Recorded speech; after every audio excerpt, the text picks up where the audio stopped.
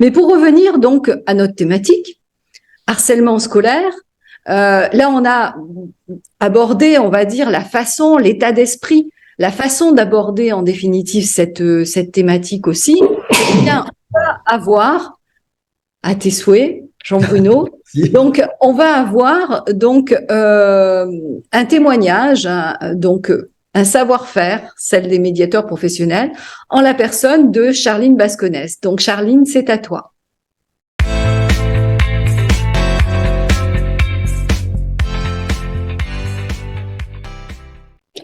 Ça fait donc 6 ans que j'interviens dans les établissements scolaires principalement de Nouvelle-Aquitaine. Mes interventions sont diverses, même si beaucoup en filigrane, ce qui se trame, c'est le thème du harcèlement dans les établissements scolaires. J'ai plein de petits exemples comme ça, de situations vécues. J'ai le souvenir d'une directrice qui me contacte sur l'heure du déjeuner, après la pause méridienne, parce que un des élèves s'est retrouvé nu dans la cour de la récréation et qui me dit qu'il faut que j'intervienne rapidement. Et en fait, au moment des entretiens avec ces 5 élèves, on découvre premièrement que l'enfant déshabillé, lui, ne l'a pas vécu comme du harcèlement. Donc, il y avait cette projection de l'adulte sur ce que vivait l'enfant. Et au-delà de ça, finalement, c'était aussi un jeu entre eux et que lui, il n'a pas du tout mal vécu le fait d'être déshabillé dans cette cour de récréation. Donc là, s'en est suivi plusieurs actions avec un reportage qu'ils ont eux-mêmes créé sur le harcèlement, sur la façon dont ça pouvait dégénérer. Ça, c'était un exemple d'intervention. Après, j'ai aussi été appelée par un directeur de collège sur un enfant qui était un garçon et qui se faisait appeler comme une fille et qui était en transition. Donc, ça mettait en difficulté le personnel éducatif, mais ça mettait en difficulté ses camarades de classe. Au niveau du sport, par exemple, est-ce qu'il pouvait être dans un vestiaire de filles, un vestiaire de garçons, et puis les moqueries. Donc là aussi, l'élève s'est senti beaucoup harcelé et en difficulté sur cette transition. Donc j'ai accompagné les élèves, j'ai accompagné l'équipe pédagogique, les parents aussi qui m'ont sollicité. En ce moment, sur des classes de CM1, CM2, parce que ils ont regardé une vidéo sur le thème du harcèlement et moi je suis intervenue après. Donc voilà, sur toute cette dynamique, on a beaucoup travaillé sur des nuages de mots. Donc ce qui ressortait, c'était la répétition, les violences physiques, des violences morales. Voilà, il y avait plein de mots comme ça qui apparaissaient et donc on a travaillé chaque mot, ce que ça signifiait, ce que eux avaient comme définition. On a clarifié, ils ont fini par dire, et c'est quand même la finalité, la conclusion de chacune de mes interventions, que le harcèlement est une question de ressenti. C'est vraiment la façon dont on vit les actes et les paroles qui nous sont transmises. Donc l'accompagnement, il se fait sur la base des entretiens individuels, comme le médiateur ferait s'il intervenait auprès d'adultes. Et l'idée, c'est d'envoyer beaucoup de reconnaissance dans ce que l'enfant est en train de vivre, de le reconnaître légitime, parce que dans ce qu'il vit, lui, il le vit et il est légitime à ressentir tout ce qu'il est en train de vivre, tout ce qu'il voit, tout ce qu'il ressent. Et ensuite, c'est le faire réfléchir. Le faire réfléchir à la confiance qu'il nous accorde quand il nous transmet ce qu'il ressent, ce qu'il vit et les conséquences. Voilà, on va le faire réfléchir à ce qu'il aimerait que ce soit mis en place. J'ai eu le cas d'un élève qui était harcelé à la sortie du bus, qui vivait des choses comme du harcèlement sur le terrain de foot. C'était des personnes qui le suivaient, qui lui envoyaient des moqueries, etc. Et puis, il y a eu de la violence physique. Donc, l'idée, c'était de le faire réfléchir sur ce qu'il souhaitait faire de cette information qu'il était en train de me transmettre. Parce que moi, je pouvais aussi l'accompagner, donc le faire réfléchir sur le rôle qu'il allait m'attribuer dans les propos qu'il me transmettait.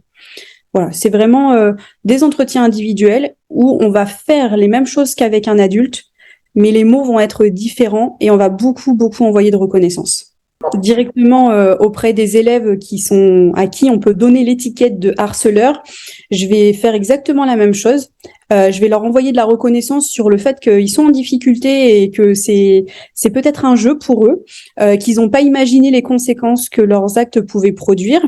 Et on réfléchit là-dessus. Voilà, je les fais réfléchir sur Peut-être que eux n'aimeraient pas vivre ça, donc on n'est pas du tout sur le côté moralisateur, mais on est vraiment sur cet aspect réfléchissez aux conséquences de vos actes et peut-être que finalement vous-même vous êtes en difficulté et c'est la seule façon que vous imaginez pour appartenir à un groupe, pour être reconnu, pour tout un tas de raisons, mais finalement ils sont en difficulté et eux-mêmes attendent de la reconnaissance. Les résultats ils sont probants et pérennes, c'est-à-dire qu'ils sont immédiats. Les personnes ont pris conscience que ce soit les élèves, enfin surtout les élèves qui ne peuvent plus faire comme ça, parce que ce qu'ils sont en train de produire ou ce qu'ils sont en train de vivre n'a plus sa place en fait. Ils ont vraiment appris que c'était pas une façon de faire. Donc ça c'est vraiment la première conséquence, c'est l'apprentissage. Après, il y a d'autres conséquences. Il y a des excuses, il y a la mise en place d'actions. Enfin, voilà, il y a tout un tas de choses qui en découlent. Mais la première chose, c'est cette prise de conscience et cet apprentissage. Avec l'équipe pédagogique et les adultes, je dirais que les conséquences, elles sont autres parce que ça vient les heurter personnellement et eux-mêmes ont fait des projections par rapport à leur propre filtre. Ils se mettent à la place des élèves sur la façon dont eux vivraient la situation. Et donc là, on est confronté à beaucoup plus de résistance de la part des adultes. L'idée, c'est pas de faire une généralité, mais c'est quand même ce que j'ai observé. Les adultes ont beaucoup plus de résistance, qui sont notamment liées à tout ce qu'on pourrait nous appeler leurs croyances, leurs certitudes, leurs convictions. Et il y a aussi ce travail qui va se faire avec les adultes, avec l'équipe pédagogique, pour faire lâcher ces résistances et aussi être dans l'apprentissage avec eux, dans la reconnaissance aussi de ce que eux sont en train de vivre en tant qu'adultes. Au bout de 6 ans, sur certains établissements sur lesquels j'interviens régulièrement et donc depuis un moment maintenant, la politique, en tout cas de l'établissement et comment on pourrait dire, la pédagogie, l'accompagnement des chefs d'établissement et des enseignants, il s'est complètement métamorphosé. Il y a une réelle prise de conscience et de pédagogie qui se font jusqu'à ce qu'ils sollicitent eux-mêmes d'être formés sur ce qu'est une relation, à quel moment elle se dégrade, etc., etc. Donc vraiment, ils ont ce changement de courant de pensée qui s'opère. Donc ça, c'est vraiment une jolie réussite. Après, c'est les parents. Les parents, ils changent tous les ans, hein. Enfin, même si la durée de l'établissement, des fois, peut se faire sur 5-6 ans, ça, c'est du travail aussi qui se fait constamment. J'ai mis en place des ateliers à destination des adultes, parce qu'il y a les ateliers à destination des enfants sur lesquels j'ai pris le parti d'intervenir bénévolement, et il y a les ateliers à destination des adultes sur lesquels je suis financée. Il y a plusieurs formes de financement en fonction si c'est un établissement public ou privé. Lorsque c'est un établissement privé, le débat il est très vite vu puisque l'établissement est autonome financièrement et donc mon intervention fait l'objet d'une discussion et d'un honoraire. Lorsque c'est un établissement public, il y a plusieurs choses.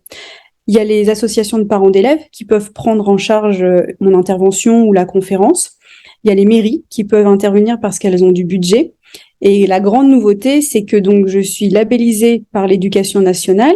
Donc j'ai rempli un dossier qui me permet en fait d'être financée par des interventions comme l'ARS, des organismes comme l'ARS qui financent des interventions de médiateurs dans les établissements scolaires.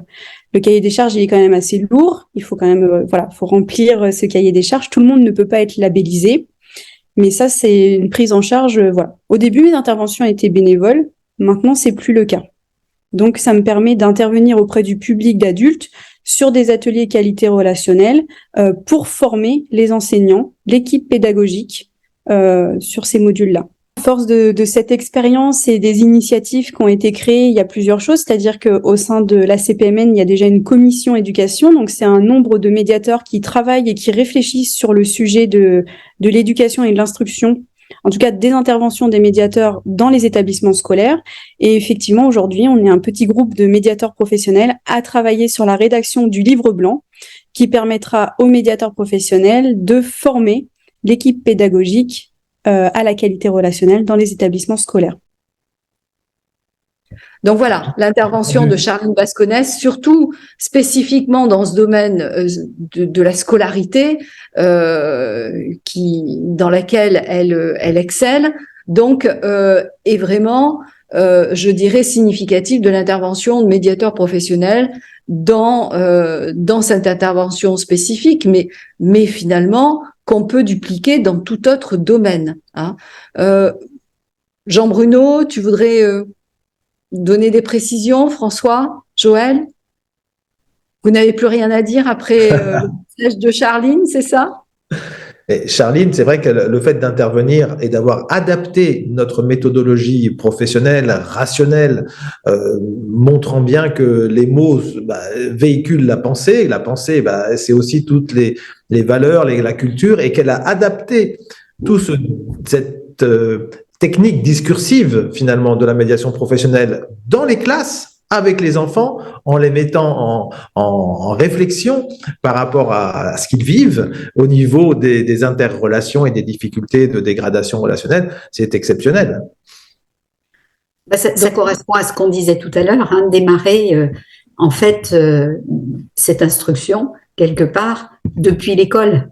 Mais oui. Et quand on parle d'école, c'est l'école, le primaire, voire même avant, hein, mais également quand les personnes font des études, par exemple, je pense notamment aux études d'ingénieur parce que dans mon expérience professionnelle et le recrutement que j'ai pu faire de jeunes ingénieurs, ils regrettaient et je peux dire majoritairement, et ils prenaient conscience, notamment lors de formation aux outils de la qualité relationnelle, qu'en fait, au cours de leurs études, ils n'avaient pas appris ces notions-là et que pour eux, c'était un manque et que souvent, ils se retrouvaient en difficulté managériale, entre guillemets, face à des situations ou face à des personnes qui venaient vers eux, les voyant un peu soit comme des sauveurs, soit comme des juges aussi. Et eux, ils savaient pas trop comment se situer par rapport à ça.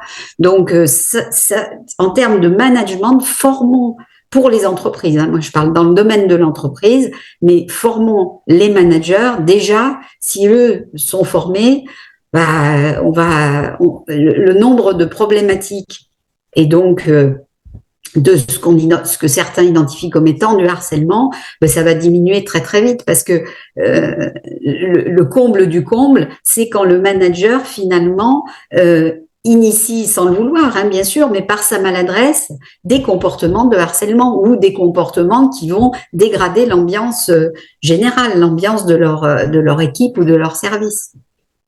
Donc, ce que tu dis, c'est que tu parles de manager, mais en fait, ça peut être les enseignants. Ah oui, bien sûr, oui, non, mais c'est un besoin sociétal. Et là, les réponses que les outils de la qualité relationnelle, que l'ingénierie apporte, elles sont vraiment elles ont un intérêt sociétal pour faire évoluer les choses et non pas avoir toujours les mêmes réponses face à des difficultés qui sont des réponses dans l'altérité. Et on voit bien, et même au niveau mondial, aujourd'hui ce que ça donne. Ou quand on rencontre des difficultés, tout à l'heure, Jean-Bruno évoquait la pandémie Covid, on voit bien tout de suite ce que ça fait. Ça oppose les personnes qui peuvent avoir des points de vue différents, mais ça les oppose au point d'avoir des réactions choquantes, du style on va plus soigner les uns, on va pendre les autres. Enfin, c'est quoi? Est-ce que ça, c'est un discours d'une personne, comment dire, digne, humaine, capable de composer avec ses pairs? Certainement pas. Oui, moi je voudrais dire qu'il y a quelque chose qui plaît aux enfants. J'ai remarqué avec les miens, et puis avec dans les classes où j'ai fait aussi quelques interventions, c'est les tours de magie. Les tours de magie plaisent toujours. C'est se rendre compte qu'il y a une réalité qui nous apparaît, et en fait, c'est pas ça la réalité. Et il m'est arrivé d'intervenir en médiation en entreprise, justement, où le conflit avait clivé, avait bloqué l'entreprise dans toutes ses prestations, et que, en fait, après une journée d'intervention, tout reparaissait fluide. Tout était de nouveau en contrôle, ou en tout cas sans cette dimension émotionnelle qui avait tout renversé sur son passage. Et le prescripteur me disait, mais vous avez une baguette magique ou quoi? Et je lui ai dit, oui, avec un petit peu de poudre de perlimpinpin. Mais c'est exactement ça, c'est changer la réalité c'est comme un tour de magie et qui se base sur une autre réalité, c'est la sortie de la caverne, hein, qu'on voit aussi dans la formation. Mais c'est vrai qu'un tour de magie, quand je vous montre une pièce ou je fais disparaître quelque chose, eh bien après j'explique ce que j'ai fait, j'explique aux enfants ce qui s'est passé dans le tour de magie. Ce que tu as vu dans la dispute de papa et maman, eh ben en fait c'est ça, c'est quoi selon toi? Et on réfléchit ensemble. Et effectivement, cette histoire de conflit, cette histoire de harcèlement, finalement, est réellement démontable, comme elle est montable.